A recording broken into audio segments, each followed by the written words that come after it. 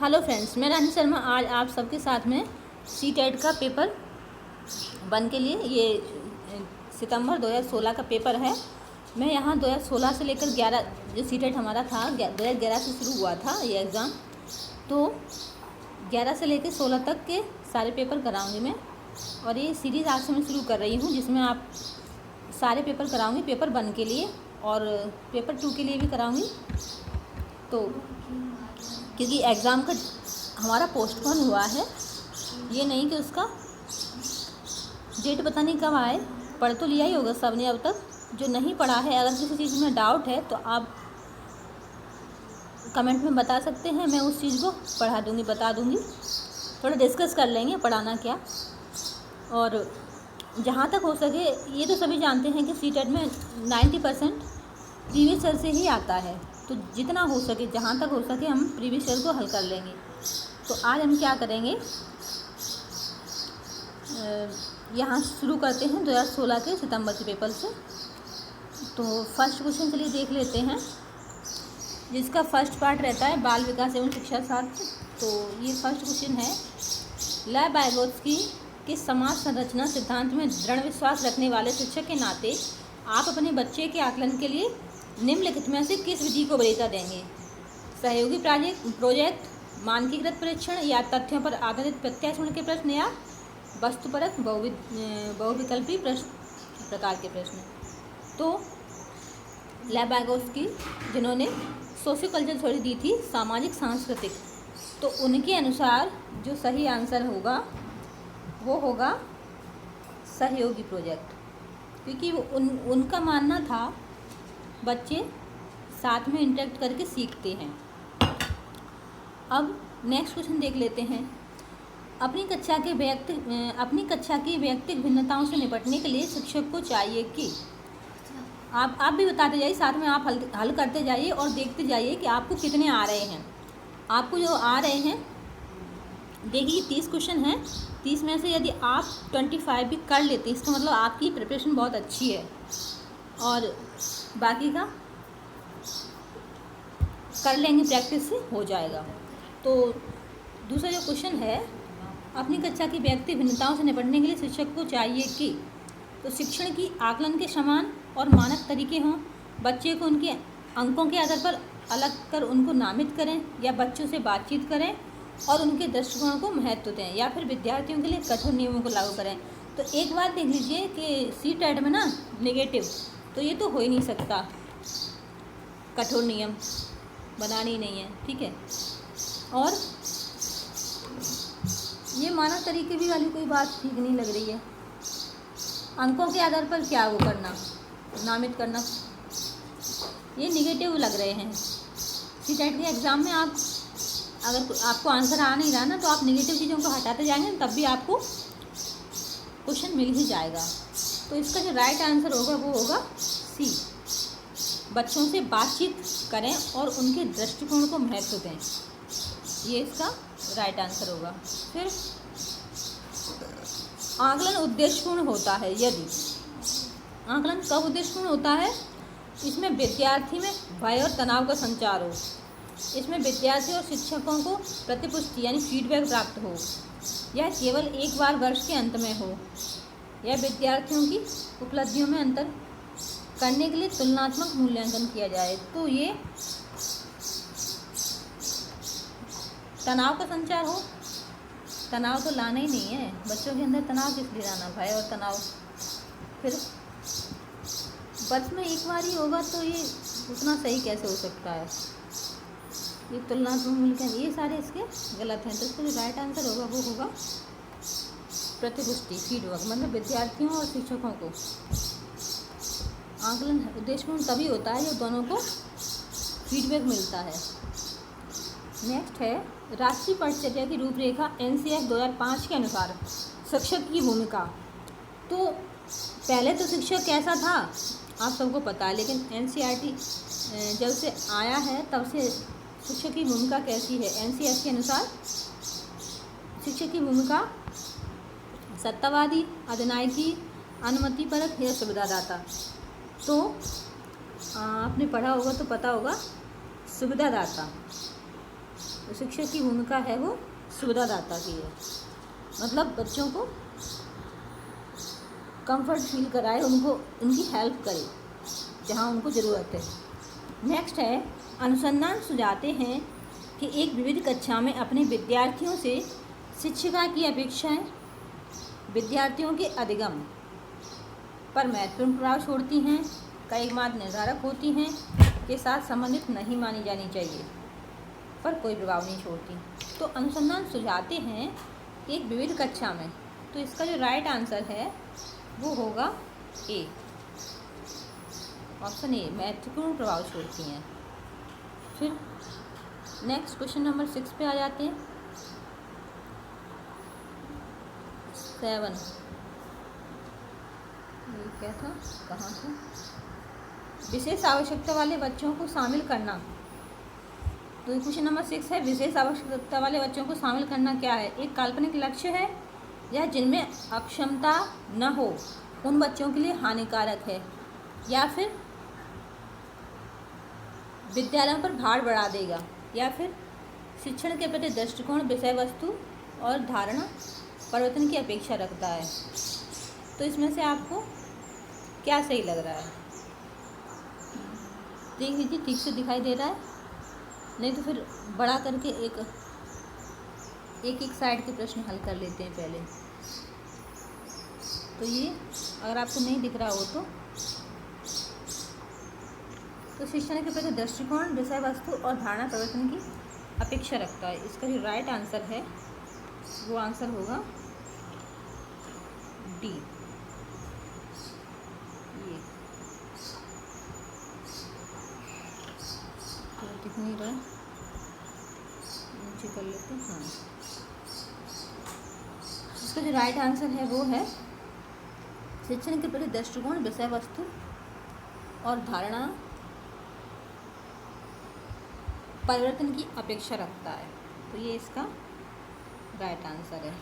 ठीक है, next question है, विविध प्रकार की सामाजिक, आर्थिक और सांस्कृतिक पृष्ठभूमि के बच्चों से युक्त कक्षा सभी विद्यार्थियों के अधिगम अनुभवों को बढ़ाती है।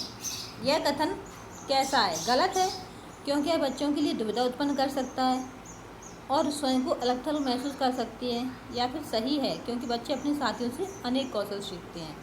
तो इसका आंसर आप देने की कोशिश कीजिए, सही है क्योंकि इसमें कक्षा अधिक श्रेणीबद्ध दिखाई देती है, या गलत क्योंकि यह अनावश्यक स्पर्धा की ओर ले जाते हैं।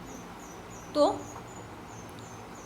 विविध प्रकार की सामाजिक, आर्थिक, सांस्कृतिक पृष्ठभूमि के बच्चे, केंद्रीय विद्यालय में ऐसे ही बच्चे होते हैं, कई सारे संस्कृतियों से आते हैं।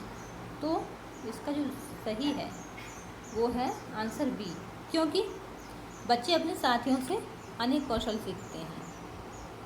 तो आयोग जो मानता है वो यही मानता है।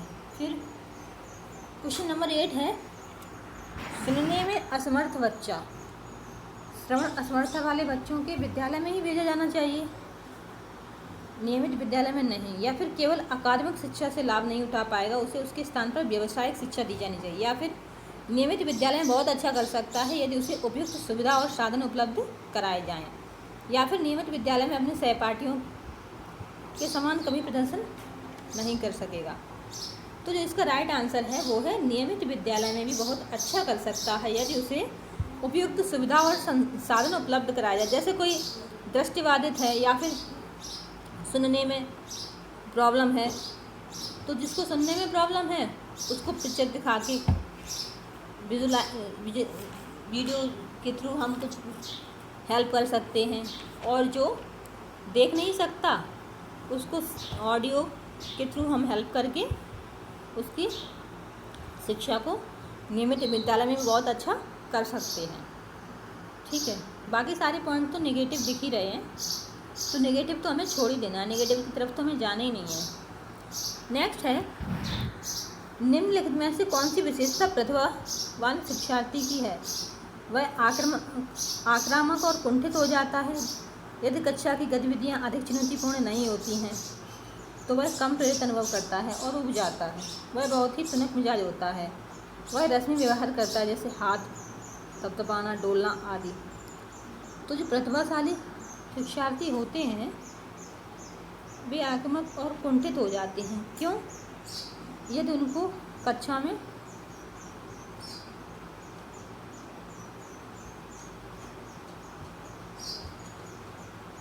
इस प्रश्न में थोड़ा सा कन्फ्यूजन है, क्योंकि कभी कभी किसी कहीं इसको माना है तो कभी इसको भी माना गया है। तो थोड़ा इसको देखते हैं, बाद में फिर डिस्कस करेंगे। इस क्वेश्चन पे ना सर्कल कर लेते हैं, क्वेश्चन नंबर 9 पे थोड़ा और आप देखना कहाँ ज़्यादा सही दिया गया है, क्योंकि ये दोनों ही इसमें ऑप्शन, इसमें थोड़ा डाउट था। फिर नेक्स्ट है, एक शिक्षिका अपनी प्राथमिक कक्षा में प्रभावी अधिगम को बढ़ा सकती है। अधिगम में छोटी छोटी उपलब्धियों के लिए पुरस्कार देकर या ड्रिल और अभ्यास के द्वारा, या अपने विद्यार्थियों में प्रतियोगिता को प्रोत्साहन देकर, या फिर विषय वस्तु को विद्यार्थियों के जीवन के साथ संबंधित करके। तो एनसीएफ एक चीज़ और मानता है कि विषय वस्तु को विद्यार्थियों के जीवन के साथ संबंधित करके सिखाया जाए तो वो अधिगम ज़्यादा प्रभावी हो सकता है। चलिए फिर नेक्स्ट क्वेश्चन नंबर 11 देख लेते हैं। बच्चों के बारे में निम्नलिखित कथनों में से कौन सा सही है? तो यहाँ ऑप्शन दिए गए हैं, ऑप्शन में से भी आपको देखना है। बच्चे जानकारी के निष्क्रिय प्राप्त करता है, बच्चे समस्या समाधान करता है, बच्चे वैज्ञानिक शोध करता है, बच्चे पर्यावरण के सक्रिय अन्वेषक हैं। तो जो इसका राइट आंसर है वो ये तो गलत है कि बच्चे जानकारी के निष्क्रिय प्राप्त करता है। क्यों? क्योंकि बच्चे जानकारी के निष्क्रिय नहीं सक्रिय प्राप्त करता है। और ये सही है, समस्या समाधान करता है, वैज्ञानिक हैं। पियाजे कहते हैं कि बच्चे नन्हे वैज्ञानिक हैं, और बच्चे पर्यावरण के सक्रिय अन्वेषक हैं। पियाजे के अनुसार बच्चे पर्यावरण के साथ यदि सक्रिय रहते हैं तो वो अपनी समझ सोच विकसित करते हैं और खुद अपना संज्ञान का विकास करते हैं। तो इसमें जिसमें 2, 3, 4 हैं वो कौन सा ऑप्शन है? ऑप्शन बी है। इसलिए हमारा राइट आंसर ये हो जाएगा। नेक्स्ट है, विद्यार्थियों में संप्रत्यात्मक विकास को प्रोत्साहन देने के लिए निम्नलिखित में से कौन सी विधि सबसे प्रभावी है? तो संप्रत्यात्मक विकास को प्रोत्साहन देने के लिए पुराने प्रत्ययों से किसी संदर्भ के बिना नए प्रत्ययों को अपने आप समझा जाना, या याद करने के लिए कहकर विद्यार्थियों के गलत विचारों को सही विचारों में बदलना, या विद्यार्थियों को बहुत से उदाहरण देना और उन्हें तर्क शक्ति का उपयोग करने के लिए प्रोत्साहित करना, या जब तक विद्यार्थियों में वांछित संप्रत्य परिवर्तन न हो जाए तब तक दंड का उपयोग करना। तो जहाँ पर दंड शब्द दिखाई दे जाए उसको तो आपको काट ही देना है, ठीक है। और ये गलत विचारों में बदलना ये भी गलत है। तो अब 2 बचे, तो आप सोचो, तो इसका जो राइट आंसर होगा वो होगा सी, विद्यार्थियों को बहुत से उदाहरण देना और उन्हें तर्क शक्ति का उपयोग करने के लिए प्रोत्साहित करना। ये संप्रत्यात्मक विकास के प्रोत्साहन के लिए सबसे प्रभावी तरीका है। क्वेश्चन नंबर 13 है, प्राथमिक विद्यालय के बच्चे उस वातावरण में सबसे प्रभावी ढंग से सीखेंगे जहां उनकी संवेगात्मक आवश्यकताओं की पूर्ति होती है और वे अनुभव करते हैं कि वे महत्वपूर्ण हैं, या जहां वे मूल रूप से पढ़ने लिखने और गणित की संज्ञानात्मक कुशलताओं पर ही ध्यान का केंद्र होता है और बल दिया जाता है, या जहां शिक्षक सारे अधिगमों में आगे होता है और विद्यार्थियों में से निष्क्रिय रहने की अपेक्षा की जाती है। तो ये इसका जो ये तो नेगेटिव ही, क्योंकि क्या है, जहाँ शिक्षक सक्रिय रहेगा छात्र निष्क्रिय रहेंगे तो फिर क्या, ये तो नेगेटिव प्रश्न है, इसको तो हटा ही देते हैं। तो इसका जो एक और चीज़ है, मूल रूप से गणित सिर्फ कुछ चीज़ों पर ध्यान नहीं दिया जाता है। एकाधिकारवादी स्पष्ट आदेश देता है कि क्या कहना चाहिए। तो इसका जो राइट आंसर होगा वो है ए, जहाँ उनकी संवेगात्मक आवश्यकताओं की पूर्ति हो और वे अनुभव करते हैं कि वे महत्वपूर्ण हैं।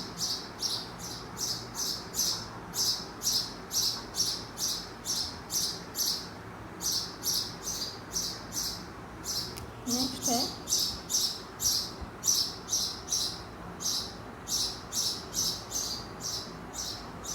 एक बच्चा खिड़की के सामने कोए को उड़ता हुआ देखता है और कहता है एक पक्षी। इससे बच्चे के विचार के बारे में क्या पता चलता है? बच्चे की स्मृतियाँ पहले से भंडारित होती हैं, बच्चे में पक्षी का प्रत्यय विकसित हो चुका है, या बच्चे ने अपने अनुभव को बताने के लिए भाषा के कुछ उपकरणों का विकास कर लिया है। तो इसमें जो तीनों ही ऑप्शन हैं 1 2 3 तीनों ही राइट है। तो तीनों ही राइट है, तो तीनों किस में हैं? 1 2 3 सी में है। तो इसका जो राइट आंसर होगा वो होगा सी, क्योंकि बच्चों की स्मृतियाँ पहले से भंडारित होती हैं, पक्षी का प्रत्यय विकसित हो चुका है, और बच्चे अपने अनुभव बताने के लिए भाषा में कुछ उपकरणों का विकास कर लिया है, इसीलिए वो खिड़की के सामने उड़ता हुआ कौवा देख के ये सब बोल रहा है। क्वेश्चन नंबर 15 है, कोई शिक्षिका अपने विद्यार्थियों को क्या कहे तो उन्हें भीतरी प्रेरणा के साथ कार्य करने के लिए प्रोत्साहित कर सकें। तो चलो इसे उसके करने से पहले समाप्त कर लो। तो ये तो कोई पॉजिटिव चीज़ नहीं हुई, उससे पहले कर लो। तुम उसके जैसा क्यों नहीं हो सकते? देखो उसने इसे एकदम ठीक कर दिया, तो ये भी गलत चीज़ है, क्योंकि हर बालक विशिष्ट होता है, सबकी अपनी अपनी क्षमता योग्यता होती है, इसलिए किसी से कंपेयर करना ठीक नहीं है। यदि कंपेयर करना ही है तो बालक को खुद से ही कंपेयर करो। दूसरा है, काम जल्दी पूरा करो तुम्हें टॉफ़ी मिलेगी। तो ये भी एक नेगेटिव चीज़ है। रेनफोर्समेंट किया जाना चाहिए, लेकिन कब किया जाना चाहिए? जब उसको ज़रूरत हो। ये नहीं कि हर समय हर वक्त, मतलब इससे उसको अंदर से प्रेरणा नहीं दी जा सकती ये बोल के। तो इसी करने की कोशिश करो, तुम सीख जाओगे। ये इसका जो राइट आंसर है, जो राइट आंसर है वो होगा डी, क्योंकि बाकी सारी चीज़ें तो नेगेटिव लग रही हैं। फिर नेक्स्ट है क्वेश्चन नंबर 16। कोई शिक्षिका अपने शिक्षार्थियों को अध्ययन करने हेतु तो आंतरिक रूप से उत्प्रेरित करने के लिए कैसे प्रोत्साहित कर सकती है? तो आंतरिक रूप से कैसे प्रोत्साहित कर सकती है? तो उनमें चिंता और डर पैदा करके, प्रतियोगितात्मक परीक्षण से, या व्यक्तिगत लक्ष्य निर्धारित करके और उनमें निपुणता पाने के लिए उन्हें मदद देकर, या साफ दिखाई पड़ने वाले इनाम देकर, जैसे टॉफ़ी। तो जो इसका राइट आंसर होगा वो होएगा व्यक्तिगत लक्ष्य निर्धारित करके और उनमें निपुणता पाने के लिए उन्हें मदद देकर। बच्चे के लक्ष्य निर्धारित हो जाएंगे तो वो अपने आप अंदर से प्रेरित होगा। फिर है, किसी प्रारंभिक कक्षा में प्रभावशाली शिक्षक का उद्देश्य विद्यार्थियों को उत्प्रेरित करना होगा, तो सीखने के लिए, जिससे वे जिज्ञासु बने और सीखने के लिए ही सीखना पसंद करें, या रट कर याद करना जिसे। तो ये जहाँ पर रट कर, दंडात्मक ऐसे शब्द आ जाए ना, तो वहाँ वो तो नेगेटिव होते ही हैं। तो कई बार सीटेट में ना हम सिर्फ ये चीज़ देख लें कि नेगेटिव है, तब भी हम पॉजिटिव आंसर पा सकते हैं।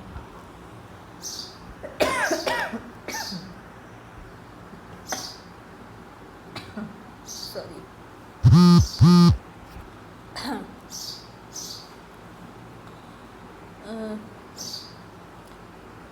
निम्नलिखित में से कौन सा उदाहरण प्रभावशाली विद्यालय की प्रथा का है? तो प्रभावशाली विद्यालय की प्रथा का है निरंतर तुलनात्मक मूल्यांकन, शारीरिक दंड, या प्रतियोगात्मक कक्षा। तो इसका जो राइट आंसर है ये दंड, ये चीज़ तो नेगेटिव है, ये सारी चीज़ें नहीं। तो इसका जो राइट आंसर है वो होगा व्यक्ति सापेक्ष अधिगम। ठीक है। नेक्स्ट है, विकास का सिर पदाभिमुख दिशा सिद्धांत व्याख्या करता है कि विकास इस प्रकार आगे बढ़ता है। सिर पदाभिमुख मतलब होता है सिर से पैर की ओर। तो सिर से पैर की ओर, सिर पदाभिमुख हम समझ सकते हैं सिर से पैर की ओर। तो ये सिर से पैर की ओर यहाँ पर लिखा है, बाकी तो सामान्य से विशिष्ट ये सब मिलते जुलते नहीं लग रहे हैं, तो इनको क्यों टाइम वेस्ट करना देखने में। फिर है, भाषा विकास के लिए सबसे संवेदनशील समय निम्नलिखित में से कौन सा है? तो जो भाषा का विकास होता है वो सबसे ज़्यादा होता है, जन्म से पूर्व कैसे हो सकता है? मध्य बचपन, वयस्क अवस्था तक तो हो चुका होता है, मध्य बचपन तक भी हो चुका होता है। तो इसका जो राइट आंसर है वो होगा प्रारंभिक बचपन का समय। क्यों? क्योंकि ये समय बच्चा बोलना सीखता है, उसी समय उसकी भाषा का विकास होता है। फिर है, एक 6 वर्ष की लड़की खेलकूद में असाधारण योग्यता का प्रदर्शन करती है उसके माता पिता दोनों ही खिलाड़ी हैं, उसे नृत्य प्रदर्शन प्राप्त करने भेजते हैं और सप्तांत में उसे प्रशिक्षण देते हैं। बहुत संभव है कि उसकी क्षमता निम्नलिखित दोनों के बीच परस्पर प्रतिक्रिया का परिणाम होंगी। तो इसका जो राइट आंसर है वो है आनुवंशिकता और पर्यावरण। क्यों? क्योंकि इसके पेरेंट्स भी प्लेयर हैं, आनुवंशिकता भी है और पर्यावरण भी उसको ऐसा ही मिल रहा है। तो इसमें ये सारी चीज़ें तो नेगेटिव हैं। फिर नेक्स्ट है क्वेश्चन नंबर 22। निम्नलिखित में से कौन सी समाजीकरण की गौड़ वाहक हो सकते हैं? परिवार। तो गौड़ मुख्य में कौन आता है? प्राइमरी में परिवार आता है। ठीक है, तो इसमें भी आपको जहाँ परिवार देखो समझ लो वो मुख्य है। तो इसमें आप देख रहे हैं परिवार इसमें भी है, परिवार इसमें भी है और परिवार इसमें भी है, तो ये तीनों तो नहीं हो सकते। ठीक है, अब इन्होंने पूछा है गौड़, तो गौड़ फिर क्या बचा? ये विद्यालय और पड़ोस, यही बचा ना, तो ये इसका राइट आंसर होगा। ठीक है, नेक्स्ट है लेव वाइगोत्स्की के अनुसार संज्ञानात्मक विकास का मूल कारण है। तो लेव वाइगोत्स्की थे जिन्होंने सामाजिक सांस्कृतिक थ्योरी दी थी। तो उनके अनुसार बच्चे सामाजिक अन्योन्य क्रिया से सीखते हैं, समाज के साथ संपर्क से। तो उनका जो इसका राइट आंसर होगा सामाजिक अन्योन्य क्रिया, क्योंकि उनके अनुसार मूल कारण समाज था। समाज के बिना बच्चे नहीं सीखते, उनको ऐसा लगता है, उनकी थ्योरी में यही है। जबकि पियाजे के अनुसार समाज को ज़्यादा महत्व नहीं दिया गया है। फिर है किसी बच्चे का दिया गया विशिष्ट उत्तर कॉलबर्ग के नैतिक तर्क के सोपानों के विषय वस्तु के किस सोपान के अंतर्गत आएगा? यदि आप ईमानदार हैं तो आपके माता पिता आप पर गर्व करेंगे, इसलिए आपको ईमानदार रहना चाहिए। तो ये हमने पढ़े थे, आपने देखे होंगे हमारी वीडियो जिसमें कॉलबर्ग के नैतिक विकास का नियम थ्योरी डिस्कस की थी हमने। तो उसमें कोई बच्चा अच्छा होता है तो वो क्यों होता है? तो ये है उसका जो वो है अच्छा लड़के और अच्छा लड़का अनुकूलन, इस वजह से। फिर है जीन पियाजे के अनुसार अधिगम के लिए निम्नलिखित में से क्या आवश्यक है? तो पियाजे की थ्योरी भी मेरी वीडियो में पढ़ी होगी, आपको अगर अच्छे से समझना है तो आप देख सकते हैं उसको, काफ़ी अच्छे से डिस्कस करने की कोशिश की गई है। तो पियाजे थे, उनके अनुसार बच्चा क्या है? शिक्षार्थी के द्वारा पर्यावरण की सक्रिय खोजबीन, क्योंकि वयस्कों का व्यवहार ये तो वाइगोत्स्की के अनुसार था और ईश्वरीय न्याय, ये रेनफोर्समेंट, ये सब इनके में नहीं था। इनके में क्या था? शिक्षार्थी के द्वारा पर्यावरण की सक्रिय खोजबीन, क्योंकि उनको लगता था बच्चे यदि पर्यावरण के साथ सक्रिय रहेंगे तो वो खुद ही सीख जाएंगे। फिर है जीन पियाजे के अनुसार प्रारूप स्कीमा निर्माण वर्तमान योजनाओं के अनुसार अनुरूप बनाने हेतु नवीन जानकारी में संशोधन और नवीन जानकारी के आधार पर पुरानी योजनाओं में संशोधन के परिणाम के रूप में घटित होता है। इन दो प्रक्रियाओं को जाना जाता है। तो एसिमिलेशन अकोमोडेशन जो पढ़ा था हमने, तो वही है। समायोजन नहीं, तो ये तीन जो ऑप्शन दिख रहे हैं उनमें से ये है इसमें समावेशन और समायोजन के रूप में। तो वो जो सीखता है, समझता है, उसमें समावेशन करता है और समायोजन के रूप में वो सीख लेता है। तो जो स्कीमा उन दोनों बीच फर्स्ट और लास्ट ऑप्शन जो है वो यही है। तो आप पियाजे की थ्योरी पढ़ेंगे तो आप देखेंगे कि कैसे सीखता है बच्चा। उसमें एक पिक्चर भी है जिसको देखने से आपको ज़्यादा अच्छे समझ में आएगा।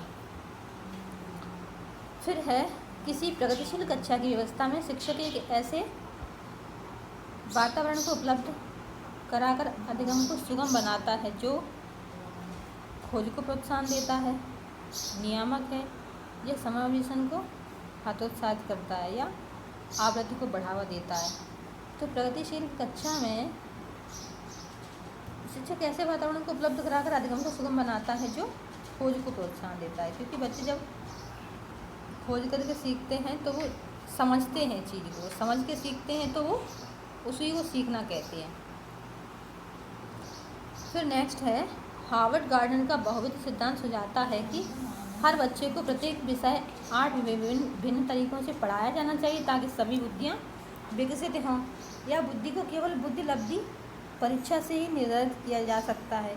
यह शिक्षक को चाहिए कि विषय वस्तु को वैकल्पिक विधियों से पढ़ाने के लिए बहुबुद्धि को एक रूपरेखा की तरह ग्रहण करें। यह क्षमता भाग्य है और एक अवधि के भीतर नहीं बदलती। तो ये हार्वर्ड गार्डनर ने बहुबुद्धि सिद्धांत दिया। इन्होंने बुद्धि 8 बताई थी कि बुद्धि 8 प्रकार की होती हैं। तो इनके अनुसार जो राइट आंसर है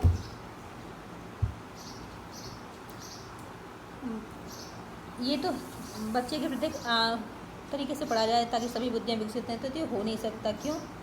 क्योंकि ये ना तो पॉसिबल है ना ऐसा होता है, और केवल IQ परीक्षण से ही निर्धारित किया जा सकता है, ये भी नहीं है। फिर तो वैकल्पिक विधियों से पढ़ाने के लिए बहुबुद्धि को एक रूपरेखा की तरह ग्रहण करें। तो इसका जो राइट आंसर है वो होगा C। ठीक है। और नेक्स्ट फिर क्या है, कोई 5 साल की लड़की एक टी-शर्ट को तय करते हुए अपने आप से बात करती है। लड़की द्वारा प्रदर्शित व्यवहार के संदर्भ में निम्नलिखित में से कौन सा कथन सही है? तो जीन पियाजे और लेव वाइगोत्स्की इसकी व्याख्या बच्चे के विचारों के अहम केंद्रित प्रगति के रूप में करेंगे, या जीन पियाजे इसे अहम केंद्रित भाषा कहेंगे और लेव वाइगोत्स्की इसकी व्याख्या बच्चे के द्वारा निजी भाषा से अपनी क्रियाओं को नियमित करने के प्रयासों के रूप में करेंगे, या फिर जीन पियाजे इसकी व्याख्या सामाजिक अन्योन्य क्रिया के रूप में करेंगे और लेव वाइगोत्स्की इसे खोजबीन मानेगा। जब जीन पियाजे और लेव वाइगोत्स्की इसकी व्याख्या बच्चे के द्वारा अपनी माँ के अनुकरण के रूप में करेंगे। तो ये तो है ही नहीं, देख के ही समझ में आ रहा है। अब इसका जो राइट आंसर है वो है, जब जीन पियाजे की और वाइगोत्स्की से मैंने क्वेश्चन कराया तो उसमें कराया है, ये आंसर भी है, उसमें इंग्लिश में लिखा हुआ है। तो जिन लोगों को हिंदी में दिक्कत है वो वहाँ समझ सकते हैं, अच्छे समझ में आएगा। वहाँ क्वेश्चन मैंने इंग्लिश में डाले हुए हैं, यहाँ हिंदी में इसलिए डाले क्योंकि कुछ लोगों को इंग्लिश समझ में नहीं आई तो वो हिंदी में देख सकते हैं, इसलिए ये पेपर मैंने हिंदी का लिया है। तो जीन पियाजे के अनुसार इसे अहम केंद्रित भाषा यानी ईगोसेंट्रिक लैंग्वेज कहेंगे इसको, और लेव वाइगोत्स्की इसकी व्याख्या बच्चे के द्वारा निजी भाषा, मतलब अपने एक्शंस को वो प्रयासों को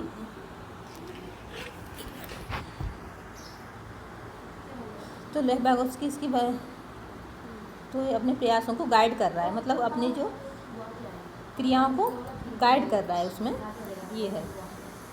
फिर नेक्स्ट है क्वेश्चन नंबर 30, ये लास्ट क्वेश्चन है इसका। लिंग क्या है? तो लिंग यानी जेंडर, तो जेंडर एक सामाजिक संरचना है। जैविक सत्ता, शारीरिक संरचना, सहज गुण ये नहीं है। हम किसी दिन पढ़ेंगे जेंडर और सेक्स में क्या अंतर है। चलो अभी बता देते हैं। ये जो लिंग है जेंडर, ये समाज का दिया हुआ है, और जो सेक्स है, यदि कहीं सेक्स लिखा हुआ है तो वो जैविक कहेंगे उसको, बायोलॉजिकल है। सामाजिक जैसे जेंडर समाज में दिया है कि ये लड़का है, ये लड़की है, इनका ये काम है, लड़की का ये लड़के का, तो समाज की दी हुई संरचना, इसलिए इसको सामाजिक संरचना कहेंगे।